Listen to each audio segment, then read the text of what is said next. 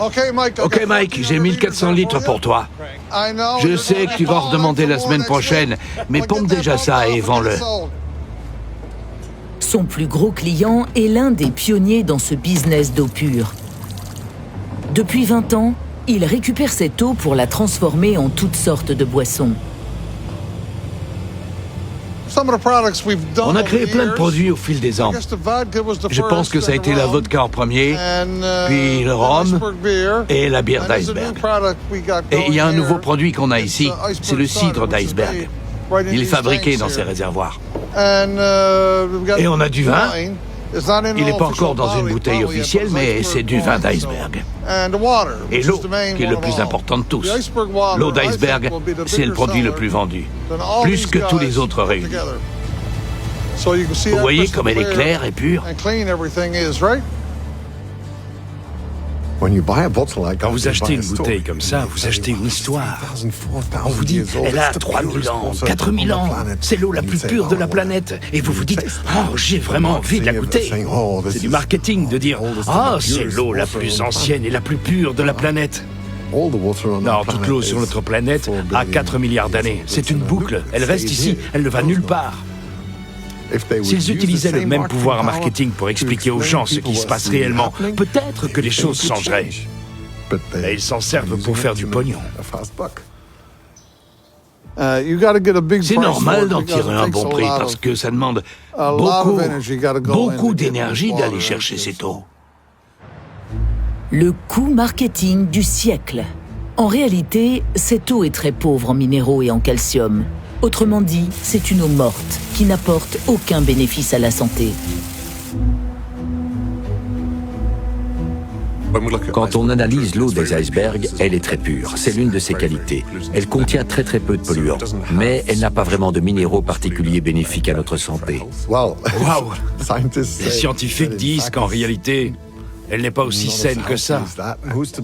Qui est à blâmer? Le gars qui tire sur l'iceberg? Celui qui fait du marketing? Celui qui la vend? Le consommateur assez stupide pour l'acheter? Nous devons nous en prendre à nous-mêmes si nous sommes assez bêtes pour ne pas boire l'eau du robinet. L'eau du robinet est 2000 fois moins chère et 3500 fois moins dommageable écologiquement pour la planète. Et pourtant, nous avons 1,2 milliard de personnes dans le monde qui n'ont pas accès à l'eau potable. La chasse aux icebergs n'est qu'une goutte d'eau dans l'industrie qui s'est créée autour de ces montagnes de glace. Aujourd'hui, le tourisme a supplanté en partie les revenus en berne de l'industrie de la pêche. Chaque année, 500 000 touristes visitent l'île, soit l'équivalent de sa population. Cette affluence rapporte près de 389 millions d'euros à la région. Une somme aveuglante qui fait passer les enjeux climatiques derrière le profit. Avec le réchauffement climatique qui s'accélère, combien de temps encore les chasseurs de Terre-Neuve vont-ils pouvoir exploiter la dérive des icebergs ? Les glaciers réagissent au changement climatique. C'est ce que l'on constate au Groenland.